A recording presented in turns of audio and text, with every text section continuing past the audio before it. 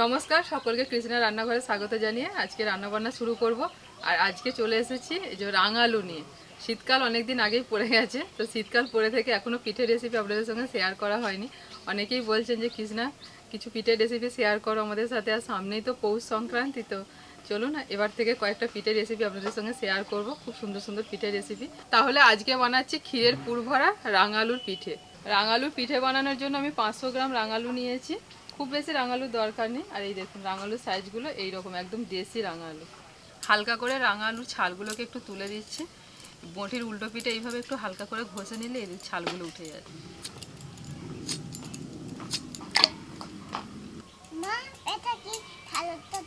আমি কি ছাড়াচ্ছি? এগুলো রাঙালু। হ্যাঁ, তোমার সেই বইয়েতে আছে না সুইট পটেটো, সেইগুলি যে সুইট পটেটো রাঙালু, তোমাকে ছবি হ্যাঁ দেবো, দাঁড়া ভালো করে ধুই। কাঁচা খাওয়া যাবে তো, তুমি যেমন গাজর খাও এটাও খেতে পারো। না, লাল হয়ে যাবে না, ভালো লাগবে মিষ্টি মিষ্টি। হ্যাঁ, যে এরকম করে একটু রোগড়ে রোগড়ে ছালটা তুলে দিচ্ছি। না, এটা খেয়ে দেখো, তারপর আবার দেবো তোমার যদি ভালো লাগে, ঠিক আছে? না খাও। বাবু কেমন লাগছে খেতে? ভালো লাগছে না? মিষ্টি মিষ্টি না? বউ প্রথমবার খাচ্ছে তো।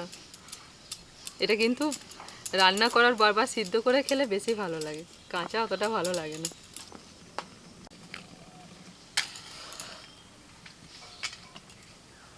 রে দুষ্টু। 500 গ্রাম দুধ নিয়েছি। প্রথমে আমি ক্ষীরটা তৈরি করে নেব, পুরের জন্য যে ক্ষীর লাগে।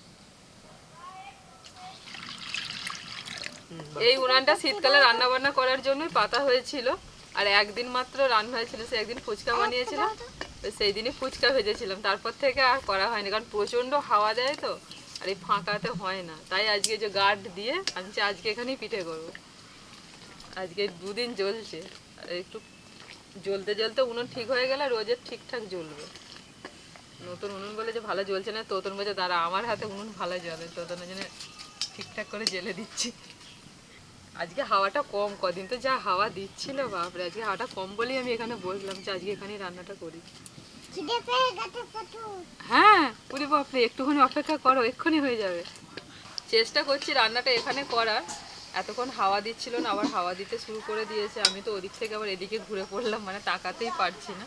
আর পিঠে পাটা এইসব জিনিসগুলোতে না একদম উনানটা ঠিকঠাক জ্বলতে হবে, কোনো রকম ধোঁয়া হলে হবে না, বিশেষ করে এই দুধ জ্বালের সময় মাঝে মাঝে নিভে যাচ্ছে। তো দেখা যাক, নাহলে আবার উনুনটা চেঞ্জ করে নেব। দুধটা কিছুক্ষণ জাল করে এবার আমি পাউডার দুধ মিশিয়ে দিচ্ছি।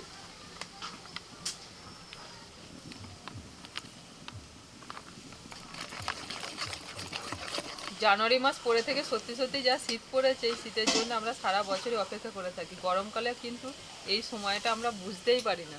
এখন কিন্তু গরমকালটা বুঝতে পারবো যে গরমকালে কি কষ্টটা। এবার আমি মিশিয়ে দিচ্ছি চিনি।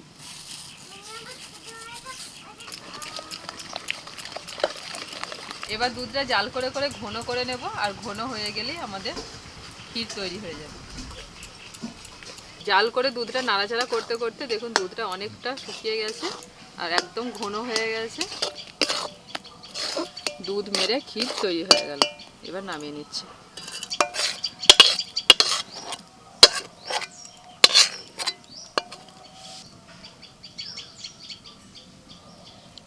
এতক্ষণ তো পিঠের জন্য পুরটা তৈরি হলো, এবার পিঠের জন্য ডোটা বানাবো। কড়াইতে জল দিয়েছি, ওর মধ্যে দিয়ে দিচ্ছি রাঙালু।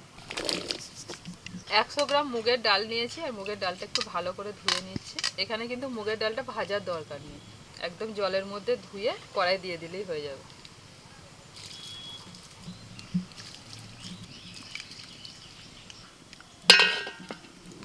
এতক্ষণে উনানটা ঠিকঠাক ধরেছে, ভিতরে আঁচ হয়ে গেছে, আর অসুবিধা হচ্ছে না, এবার ভালো জ্বলছে। আমি তো ভাবছিলাম যে এই উনানে হবে না, সব নিয়ে আবার ওখানে উঠে যাবো, ওই উনানে গিয়ে রান্না করবো। তো এখন উনানটা গরম হয়ে গেছে, খুব ভালো জ্বলছে। ডাল সিদ্ধ হয়ে গেছে, আর সাথে রাঙালুটা দেখি রাঙালুও সিদ্ধ হয়ে গেছে। লবণ, রাঙালু সিদ্ধ হয়ে গেছে। রাঙালুটাকে এইভাবে একটুখানি হাতা দিয়ে মেরে নিচ্ছি, এইভাবে ভালো করে ঘেঁটে দিতে হবে ডালের সাথে রাঙালুটাকে, যেন গোটা গোটা না থাকে। ডাল আর রাঙালু খুব ভালো করে ঘেঁটে নিয়েছি, আর এখানে আমি নিয়েছি চালের গুঁড়ি, এটা আতপ চালের গুঁড়ি। এবার এই গুঁড়ি দিয়ে দিচ্ছি।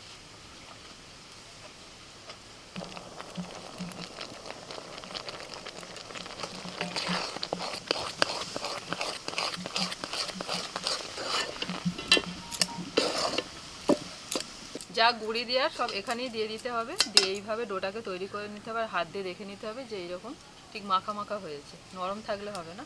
এবার নামিয়ে নিচ্ছি।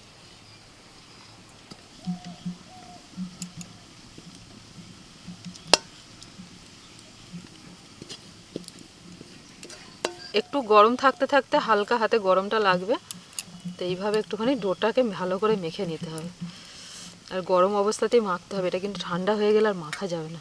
খুব গরম লাগলে এইভাবে একটুখানি জল হাত করে নেবেন, দিয়ে মেখে নিতে হবে।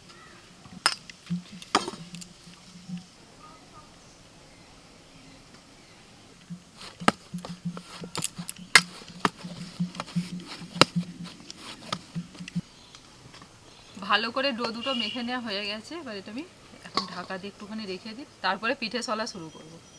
একটু গুছিয়ে নিই।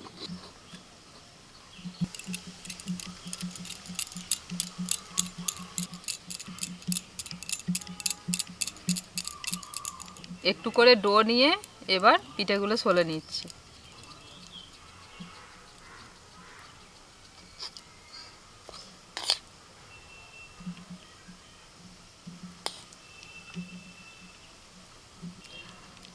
পিঠের এই মুখটা বন্ধ করার সময় খুব ভালো করে বন্ধ করতে হবে, না হলে কিন্তু পরে খুলে যাবে।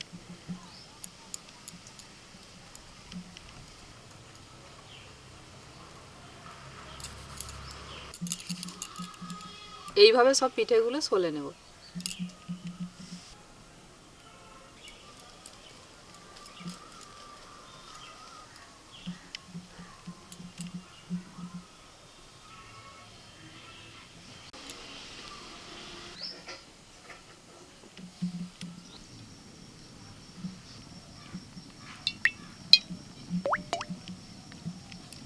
সব পিঠে সলা হয়ে গেছে, এই দেখুন এখানে এক থালা, আবার এই যে গামলায় এতগুলো হয়েছে।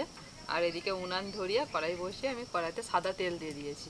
তেল খুব বেশি গরম করার দরকার নেই, মাঝারি গরম হলে এবার আমি একটা করে পিঠে তেলের মধ্যে ছেড়ে দিচ্ছি। তেল যদি খুব বেশি গরম করে পিঠেটা ছাড়া হয় তাহলে পিঠেটা তাড়াতাড়ি উপর থেকে লাল হয়ে যাবে, খুব ভালোভাবে ভাজা হবে না। তাই তেল হালকা গরম হলে আস্তে আস্তে করে ভেজে নিতে হবে। প্রথমে এই কটাই ভাজি, তারপরে বেশি করে দেবো।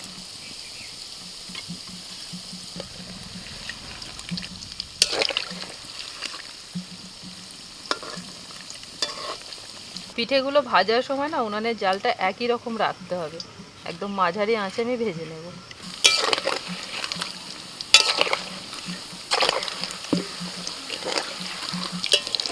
উল্টে পাল্টে ভাজতে ভাজতে দেখুন পিঠেগুলো একটা সুন্দর বাদামি কালার এসে গেছে।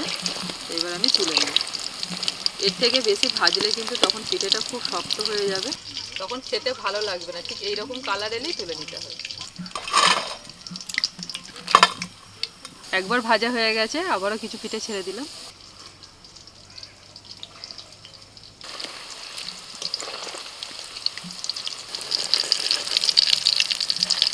আবারও একবার ভাজা হয়ে গেল। ক্ষীরের পুর ভরা রাঙা আলুর ভাজা পিঠে আমাদের একদম গরম গরম রেডি। এদিকে দাদু নাতনি বসে পড়েছে গরম গরম পিঠে খাওয়ার জন্য।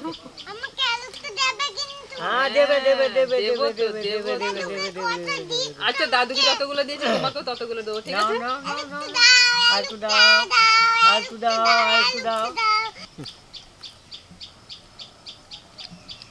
একটা ভেঙে আপনাদের দেখাচ্ছি, দেখুন ভিতর থেকে নরম আর ওপরটা কিন্তু মুচমুচে, খুব নরম আর প্লাস খুব সুস্বাদু হয়েছে।